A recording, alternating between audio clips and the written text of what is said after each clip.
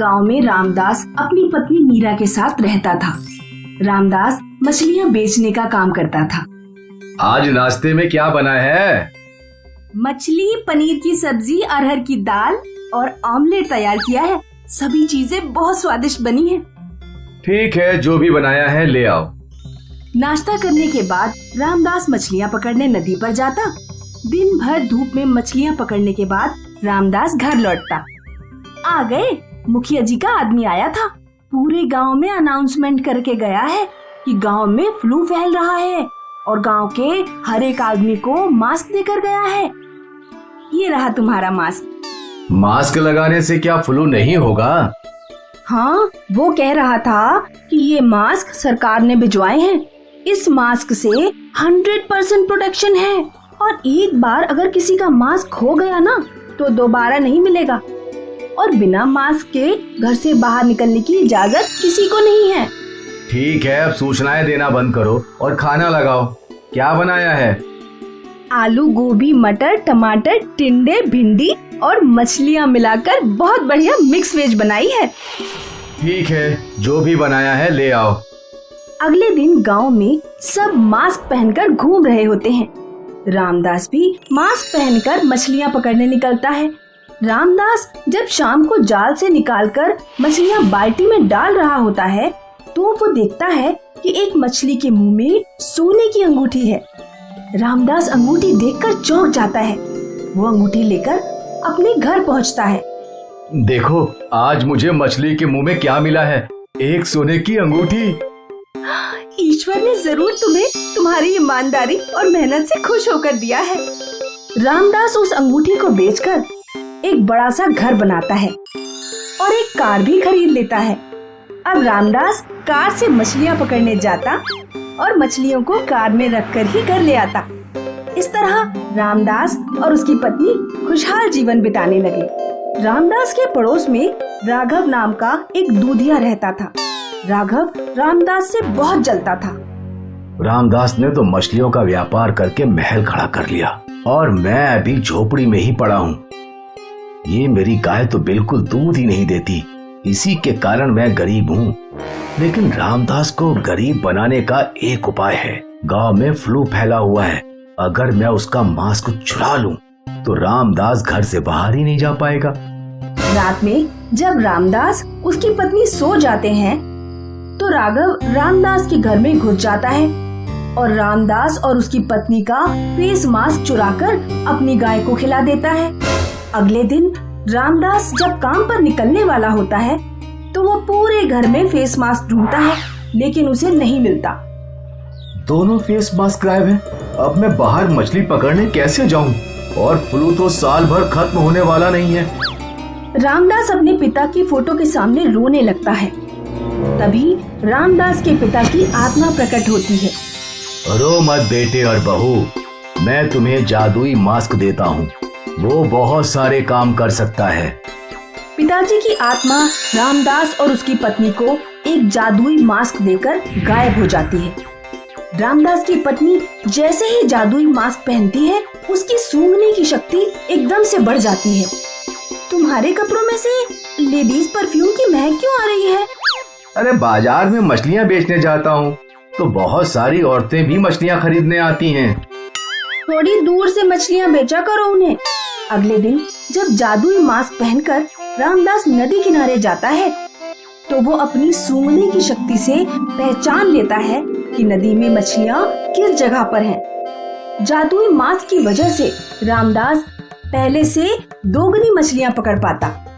अब हम अपनी कंपनी खोलेंगे और मछलियाँ निर्यात करना शुरू करेंगे। जादुई मास्क की वजह से रामदास का धंधा दोगुना हो गया। एक दिन रामदास और उसकी पत्नी जादुई मास्क के बारे में बातें कर रहे थे। आज हम जो भी हैं, पिताजी द्वारा दिए गए इस जादुई मास्क की वजह से हैं। राघव खिड़की से रामदास की सारी बातें सुन लेता है। जब रामदास और उसकी पत्नी मास्क उतारकर सो जाते हैं तो राघव उनके घर में घुस जाता है और जादुई मास्क चुराने की कोशिश करता है। राघव जैसे ही जादुई मास्क छूता है उसे करंट लगता है और वो बेहोश होकर गिर पड़ता है। अगले दिन जब रामदास और उसकी पत्नी सोकर उठते हैं तो वो राघव को अपने घर लेटा हुआ पाते हैं।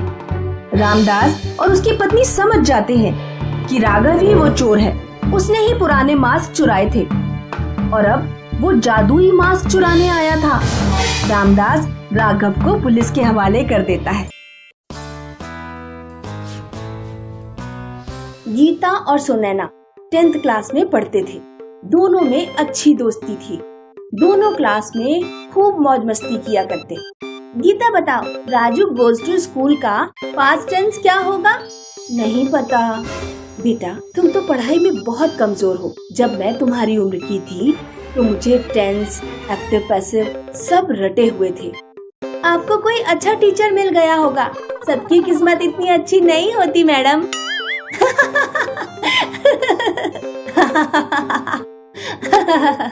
सुनैना, तुम बताओ, लिटिल वुमेन की राइटर कौन है? नहीं पता मैम। पढ़ाई पर ध्यान दो तो पता लगे। आपको पता है मैम राहुल, आकाश और सोनू कौन है? मुझे क्या पता। बेटी पर ध्यान दो तो पता लगे। गीता और सुनैना दोनों क्लास से बाहर निकलो। गीता के पापा पुलिस में थे और सुनैना के पापा डॉक्टर थे। पापा, अगले महीने आपकी मुरादाबाद से ड्यूटी खत्म होने पर शिमला घूमने चलेंगे। ठीक है बेटा। गीता तुरंत ये बात फोन करके सुनैना को बताती है। सुनैना सुन, हमारी फैमिली अगले महीने शिमला ट्रिप पर जा रही है। तू भी अपने पापा से पूछ ले, फिर हम लोग साथ में ही चलेंगे। पापा, मेरी फ्रेंड गीता अपनी फैमिली के साथ शिमला घूमने जा रही है। क्यों ना हम लोग भी उनके साथ जाएं? आप अगले महीने हॉस्पिटल से छुट्टी ले लेना। ठीक है बेटा। अगले दिन गीता और सुनैना बस स्टॉप पर मिलते हैं। अब हम लोग शिमला में खूब मौज मस्ती करेंगे। हाँ, गीता और सुनैना काफी देर तक बस का इंतजार करते रहते हैं, लेकिन स्कूल की बस नहीं आती। यार, 8:30 बज गए हैं, अभी तक बस क्यों नहीं आई? तभी बस ड्राइवर खाली बस लेकर आता है। बेटा, वायरस फैल गया है, स्कूल बंद रहेगा। कल से पूरे देश में लॉकडाउन है। यार, अब स्कूल में ये मौज मस्ती करने को नहीं मिलेगा। दोनों लोग निराश होकर अपने घर लौट जाते हैं। गीता घर पहुंचते ही अपनी मम्मी से पूछती है, मम्मी, पापा कहाँ चले गए? बेटा, पापा का फोन आया था, वो मुरादाबाद निकल गए। अब हमारी शिमला ट्रिप का क्या होगा? इतने दिनों बाद तो पापा घर आए थे। उधर जब सुनैना घर पहुंचती है तो उसके पापा हॉस्पिटल जाने के लिए तैयार हो रहे होते हैं। पापा, शाम को जल्दी आना, बैडमिंटन खेलेंगे। ठीक है बेटा।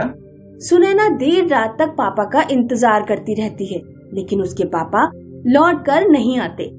पापा अभी तक क्यों नहीं आए? मैं अभी पापा को फोन करती हूँ। सुनैना अपने पापा को फोन लगाती है। पापा, कितने बजे तक आओगे? बेटा, आज नहीं आ पाऊंगा। हॉस्पिटल मरीजों से भरा पड़ा है। अचानक वायरस के सैकड़ों केस आ रहे हैं। और सुनो बेटा, घर से बाहर मत निकलना। उधर गीता के पापा रोड पर निकलने वालों को समझा रहे होते हैं। भाई साहब, घर से बाहर मत निकलिए, मैं अपनी माँ की दवाई लेने जा रहा हूँ। ठीक है, तो मेडिकल से अपने लिए एक मास्क भी खरीदिएगा और बिना मास्क के यहाँ वहाँ मत जाइए। गीता के पापा के पास फोन आता है कि उन्हें बीनपुर मोहल्ले में 4 लोगों को पकड़ने जाना है जो विदेश से आए हैं। सरकार को उनमें वायरस होने का डर है।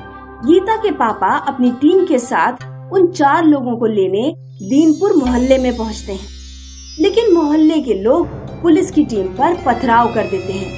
गीता के पापा के सर में एक पत्थर लग जाता है। पापा, अब घर कब लौटेंगे? रो मत बेटा, मैं बहुत जल्दी ठीक होकर घर लौट आऊंगा। एक दिन सुनैना का गीता के पास फोन आता है। गीता, तुझे पता है वो ड्राइवर भैया थे ना, बस वाले, लास्ट टाइम जिन्होंने हमें इन्फॉर्म किया था स्कूल बंद रहने के बारे में? हाँ, उनकी कोरोना से डेथ हो गई। अभी राकेश ने मुझे मैसेज करके बताया। और हमारी क्लास का गौरव भी बीमार है। क्लास के सारे लोग गौरव के लिए पैसे कंट्रीब्यूट कर रहे हैं। मैं तुम्हें अकाउंट नंबर सेंड कर दूंगी, तुम भी कंट्रीब्यूट जरूर करना। हाँ सुनैना, मैं कंट्रीब्यूट जरूर करूंगी। सुनैना के पापा दिन रात वायरस के मरीजों का इलाज करने में जुटे होते हैं। एक दिन सुनैना के पापा को खांसी आने लगती है। कहीं मरीजों का इलाज करते करते वायरस मेरे अंदर तो प्रवेश नहीं कर गया। सुनैना के पापा भी अपना टेस्ट कराते हैं, लेकिन रिपोर्ट नेगेटिव आती है। एक दिन सुनैना अपने पापा को फोन करती है। पापा, हमारे घर नन्हा मेहमान आने वाला है, माँ प्रेग्नेंट है, पापा प्लीज एक बार घर पर आ जाइए। सुनैना के पापा अपने परिवार से मिलने जाते हैं, लेकिन घर के अंदर नहीं घुसते। रोड के उस पार खड़े होकर ही हाय हेलो बोलते हैं और लौट जाते हैं। सुनैना आंखों में आंसू भरकर अपने पिताजी से बाय बाय बोलती है। वायरस का डर होने के बावजूद सुनैना के पापा लोगों का इलाज करना जारी रखते हैं। उधर पुलिस फोर्स की कमी होने के कारण गीता के पापा सर पर पट्टी बांधकर भी अपनी ड्यूटी निभाते हैं।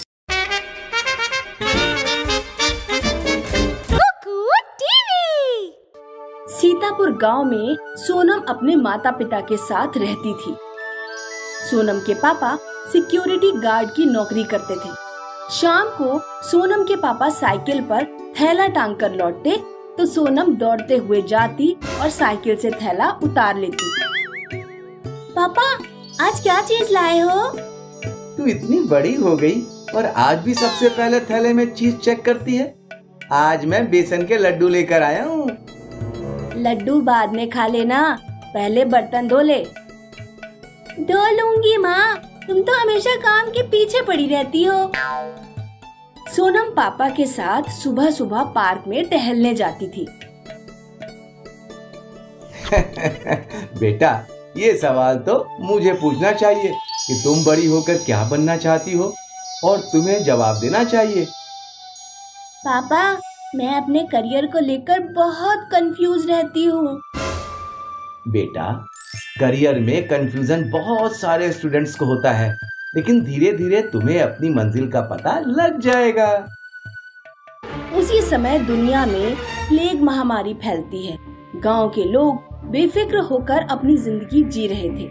सोनम के पापा ड्यूटी करने शहर जाते थे। दुर्भाग्य से वो प्लेग की चपेट में आ जाते हैं। सरकार का एक आदमी सोनम के घर आकर कहता है, मिस्टर राधेश्याम का घर यही है? हाँ। आपके पति प्लेग की चपेट में आ गए हैं, अस्पताल में भर्ती हैं। किसी को उनसे मिलने की इजाजत नहीं है। पूरे गांव में लॉकडाउन कर दिया जाता है और किसी को घर से बाहर जाने की इजाजत नहीं होती। माँ, पिताजी कब घर आएंगे? आ जाएंगे बेटा। एक दिन एक सरकारी आदमी सोनम की पिता की साइकिल देने घर आता है। मुझे बहुत अफसोस के साथ कहना पड़ रहा है कि राधेश्याम जी अब इस दुनिया में नहीं रहे। ये लीजिए उनकी साइकिल और थैला। सोनम अपने पिताजी की साइकिल देखकर बहुत रोती है। सोनम के परिवार की मुश्किलें यहीं खत्म नहीं होती। महामारी बढ़ते बढ़ते गांव तक पहुंचने लगती है। इसीलिए सरकार लोगों से गांव खाली करवा लेती है और गांव के लोगों को कैंपों में भेज दिया जाता है। माँ, हम अपने घर कब लौट पाएंगे? धीरज रखो बेटा। अंधेरा जब बहुत गहरा हो जाता है तो समझना चाहिए कि सुबह करीब है। 6 महीने बाद सोनम और उसकी माँ वापस अपने घर लौट पाते हैं। माँ, मैंने निर्णय कर लिया है कि मैं एक सरकारी ऑफिसर बनूंगी। 12वीं क्लास कंप्लीट होने के बाद सोनम ग्रेजुएशन कंप्लीट करने शहर चली जाती है और ग्रेजुएशन के दौरान वो सब इंस्पेक्टर के एग्जाम की तैयारी करती है। ग्रेजुएशन कंप्लीट होते ही सोनम एसआई का एग्जाम देती है। फिजिकल टेस्ट में वो पास हो जाती है, लेकिन रिटन टेस्ट में फेल हो जाती है। सोनम अपनी माँ को फोन करके बताती है, माँ, मैं रिटन टेस्ट में फेल हो गई। बेटा, सफलता का असली महत्व वही समझ पाता है जिसने कभी असफलता देखी हो। तुम अपनी तैयारी जारी रखो। अगले साल फिर एग्जाम देना। सोनम 1 साल तैयारी करने के बाद दोबारा एग्जाम देती है और इस बार फिजिकल और रिटन दोनों टेस्ट पास कर लेती है। ट्रेनिंग के बाद सोनम की ड्यूटी रामपुर जिले में लगाई जाती है। एक दिन बस में एक लड़का जा रहा होता है। बस अचानक से रुकती है तो लड़का लड़की के ऊपर गिर पड़ता है। तेरी इतनी हिम्मत, तूने मुझे छुआ? नहीं, मैंने जानबूझकर ऐसा नहीं किया, बस में झटका लगने के कारण ऐसा हुआ। लड़की लड़के की कोई बात नहीं सुनती, पूरी बस में चिल्ला चिल्ला कर कहने लगती है, इस लड़के ने खुलेआम मुझे छेड़ा है। बस में मौजूद लोग लड़के की पिटाई करने लगते हैं। सोनम की ड्यूटी उसी रोड पर होती है। सोनम तुरंत बस के अंदर जाती है और लड़के को बचाती है। अब अगर किसी ने इसे हाथ लगाया तो वो जेल में होगा। लेकिन उसने मुझे छेड़ा है। मैंने कुछ नहीं किया, बस में झटका लगने की वजह से ये सब हुआ। चाहे लड़के की गलती हो या ना हो, लेकिन इस तरह भीड़ को किसी को भी पीटने का अधिकार नहीं है। हम तो इसे यहीं पीटेंगे। जिसकी हिम्मत है वो आगे आए। सीसीटीवी कैमरे की रिपोर्ट निकाली जाती है। वो लड़का निर्दोष पाया जाता है। अखबारों में सोनम की बहुत तारीफ निकलती है और सोनम लेडी दबंग ऑफिसर के रूप में फेमस हो जाती है। कुछ दिनों बाद दुनिया में कोविड-20 का एक वायरस फैल जाता है। वायरस सांस के द्वारा एक दूसरे में फैल रहा था। पूरे देश में लॉकडाउन कर दिया जाता है और किसी को भी घर से बाहर निकलने की इजाजत नहीं होती। मैडम प्लीज मेरी हेल्प करिए, मेरी बहन प्रेग्नेंट है, उसकी डिलीवरी होने वाली है, घर पर कोई नहीं है। सोनम तुरंत उस लड़की के साथ जाती है और उसकी दीदी को हॉस्पिटल तक पहुंचाती है। हॉस्पिटल से लौटते समय सोनम देखती है कि कुछ लोग एक औरत के पीछे डंडा लेकर पड़े हुए हैं। अरे ये क्या कर रहे हो तुम लोग? मुझ में वायरस नहीं है। सोनम उस औरत को अस्पताल लेकर जाती है, औरत की जांच करवाती है। औरत में वायरस नहीं है। सोनम उस औरत को मोहल्ले में छोड़ने जाती है। इसमें वायरस नहीं है और अगर किसी में वायरस के लक्षण हैं, तो भी उसके साथ मारपीट करने का अधिकार किसी को नहीं है। लॉकडाउन खत्म होने के बाद सोनम को सरकार की तरफ से बेस्ट पुलिस ऑफिसर का अवार्ड मिलता है। मुझे तुम पर गर्व है बेटा। आज मैं महामारी के दौरान अच्छी तरह ड्यूटी निभा पाई, क्योंकि मैंने खुद महामारी की पीड़ा झेली है। आज पिताजी होते तो बहुत खुश होते।